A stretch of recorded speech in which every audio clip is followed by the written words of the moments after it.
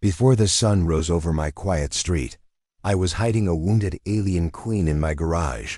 By sunrise, Earth's sky was full of warships, and every weapon on the planet was pointed at my home. If you love powerful human and alien stories with emotion, danger, and unforgettable twists, subscribe to HFY-ALIEN-STORIES, because this story begins with fear, but before it ends, one human choice will decide the fate of two worlds. I did not believe in aliens the night she fell into my garage. Not really. Not in the way people believe in rain when it is already pouring on their roof. I believed in rumors, in blurry footage, in military leaks people argued about online, in lights that moved too fast in the sky. But belief is easy when it costs you nothing. Truth is different when it bleeds on your concrete floor. My name is Ethan Cole. I was 34 years old, divorced, behind on 2 bills, and trying to keep my father's repair shop alive from the garage behind my little suburban house. I fixed engines, welded damaged frames, rebuilt old motorcycles, and sometimes repaired machines people were too sentimental to throw away. It was not the life I had planned, but it was the one I had, quiet, tired, and small. That night, the air changed before the sound came. Every dog in the neighborhood started barking at once, then stopped all at once. The lights in my garage flickered. Tools hanging on the wall trembled as if a train were passing right beneath the street. Then came a flash so white it erased every shadow, followed by a violent crash behind my workbench. I hit the ground without thinking, my heart hammering so hard it hurt. For a second all I could hear was ringing, then something hissed, metal groaned, and a smell like burnt copper and stormwater filled the room. I grabbed the heavy flashlight from the bench and pointed it toward the crater punched through the back wall of my garage. The concrete was cracked, shelves had collapsed, oil cans rolled across the floor, and lying in the wreckage was a woman. At least, that is what my mind told me first, because the human brain clings to what it knows when terror is standing right in front of it. She was not human. Her skin had a soft luminous tone, almost pearl white with a faint violet undertone. Not glowing like a lamp, but alive, as if light moved just beneath it. Delicate patterns curved along her throat and wrists like faint silver markings. Her hair spilled over broken concrete in waves of pale silver, long, tangled, beautiful, and dusty with ash. She wore a dark fitted suit made of material I could not name, torn at the shoulder, burned at the hip, and wet with blood that shimmered blue under my flashlight. Her eyes opened slowly. I will never forget those eyes, not because they were alien, but because they were afraid. She tried to rise and failed, one hand slipping on the concrete. Then she looked straight at me and whispered in a strained, unsteady voice, "Hide me." That was the moment my life ended and another one began. I should have run. I should have called the police, the military, somebody, anybody. I should have obeyed every instinct a sane man has when an impossible being falls through his garage wall in the middle of the night. Instead, I took one step toward her, then another. She flinched when I came close, but she was too weak to resist. There was blood running from her side, and one of her shoulders sat at a wrong angle. "You can speak English?" I asked. "A little," she whispered. "They are near. Who are you?" Her lips parted, but before she could answer, every device in my garage died at once. The radio cut out, the digital clock went black, my phone on the workbench shut down, and outside, somewhere far above the clouds, something enormous moved through the sky. The sound was not like thunder, it was too controlled, too vast, like the air itself was being parted by machines bigger than buildings. She reached for my wrist with surprising force, her fingers cold and trembling. "Please," she said. "If they find me now, your world burns first." That should have sounded like a threat, but it did not. It sounded like grief. I dragged an old canvas tarp from the corner and covered the hole in the wall as best I could, then pulled a rolling tool cabinet in front of it. I locked the garage door, shut off every remaining light, and helped her behind the old truck I had been restoring for months.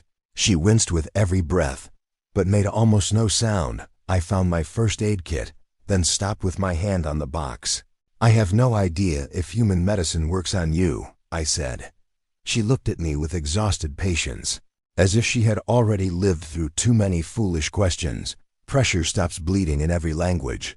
She said. That nearly made me laugh, and maybe that is why I did not break down right there. Fear can only hold a man for so long before absurdity starts sharing the room with it. I cut away the burned fabric on her side. The wound was deep but clean, not torn, more like a slice from something impossibly sharp. I pressed gauze against it, and she bit down on her own sleeve to keep from crying out. Her blood was warm, shockingly warm, and thick like human blood despite the strange color. "Who is after you?" I whispered. She stared toward the ceiling, listening to distant movements beyond human hearing.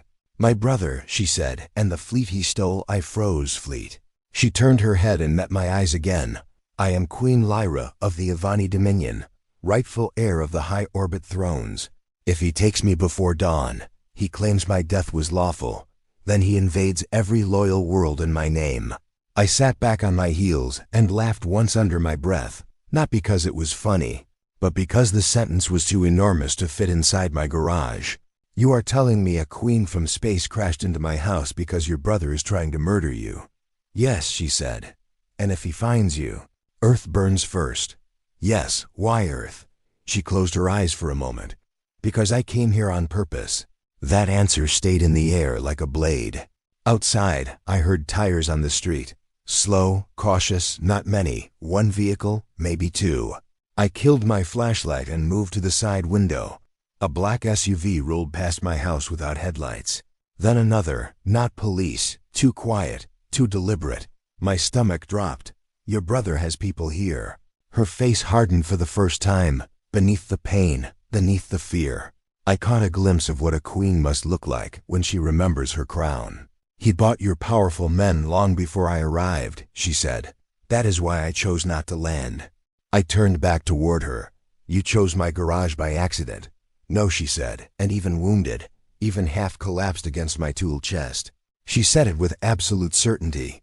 "Your garage was marked as a low signal zone, minimal surveillance, one resident, former military family, father deceased, no spouse in residence, no children, debt burden high, social network small.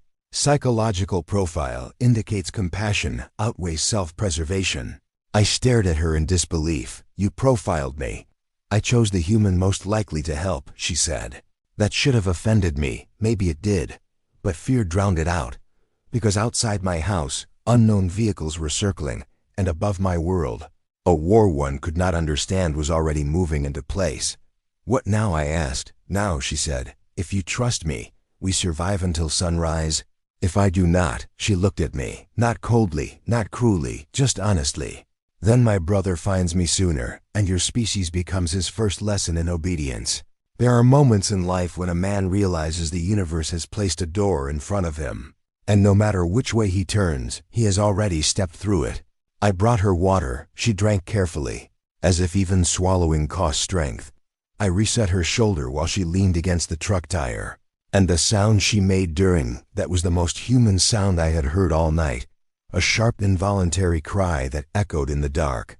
After that, sweat clung to her temples and her breathing steadied a little.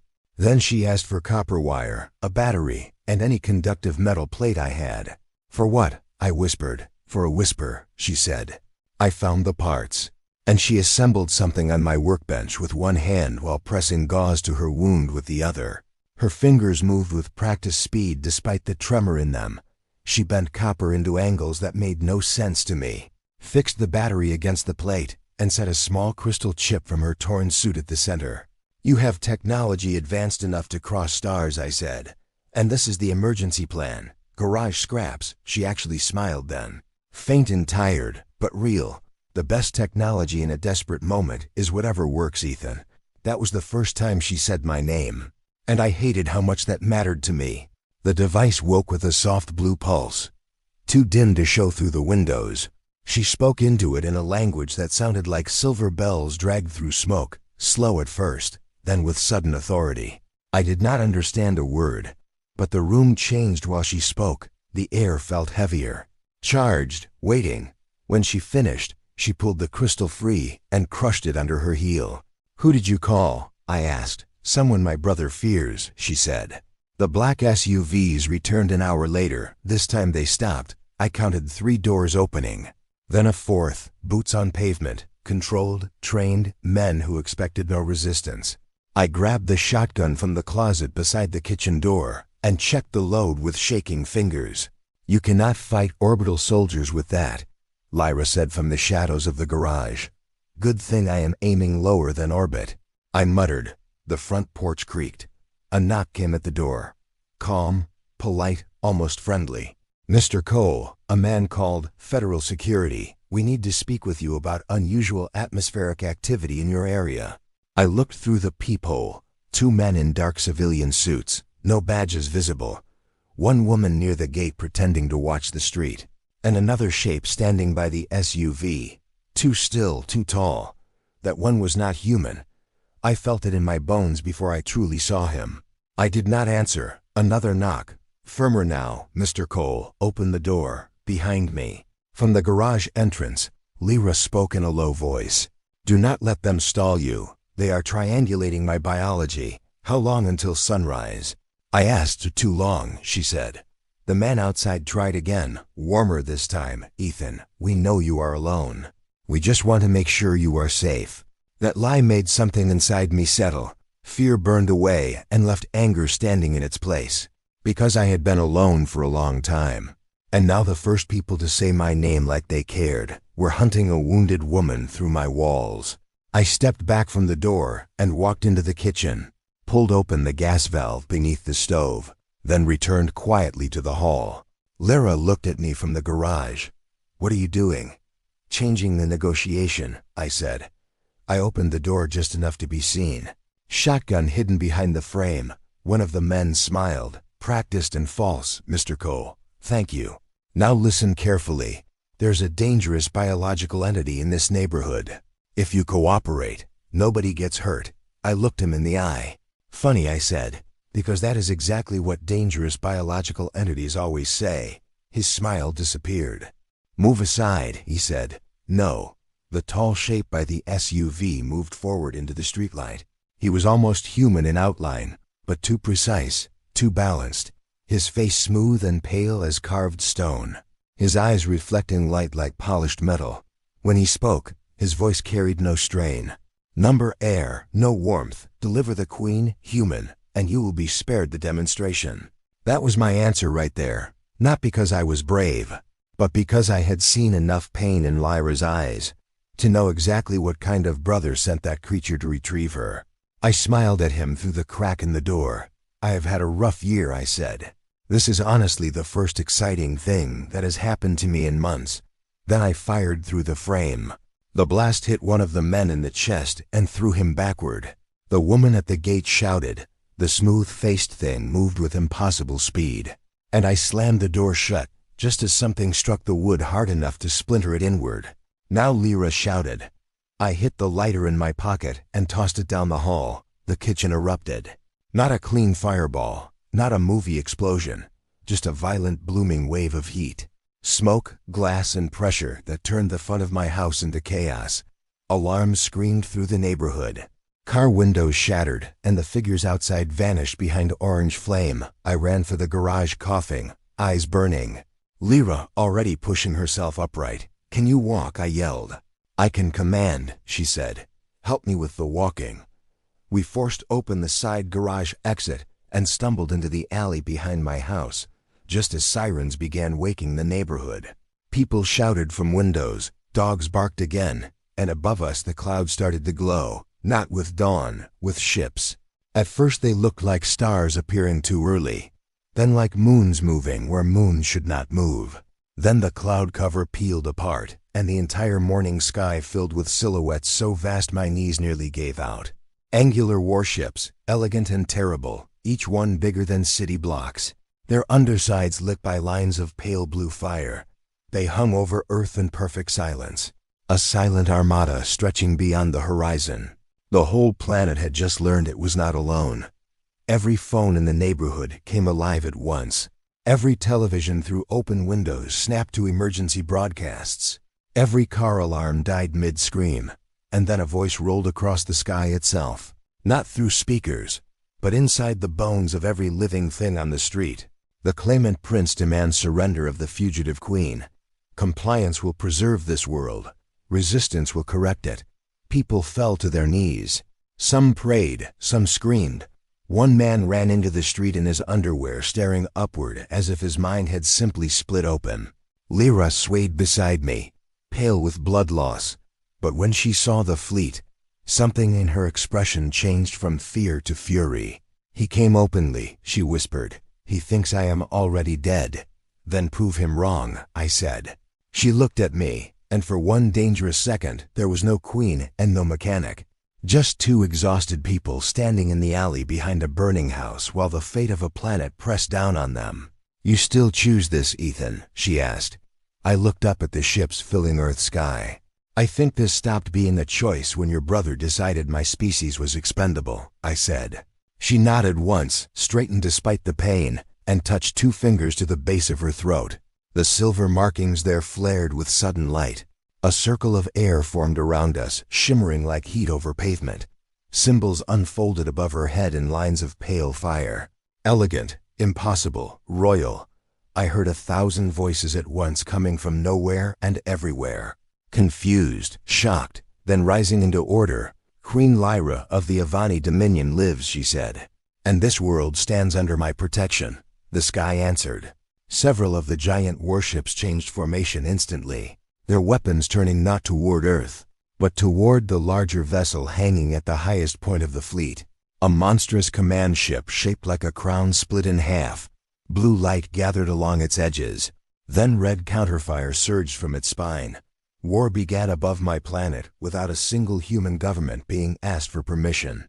Beams of light crossed the sky so bright they turned morning white. Clouds boiled away in rings. Sonic shock rolled across continents, somewhere far off. Something enormous broke apart and fell as burning fragments over the ocean. Lyra nearly collapsed after her declaration. I caught her before she hit the pavement. "You did it."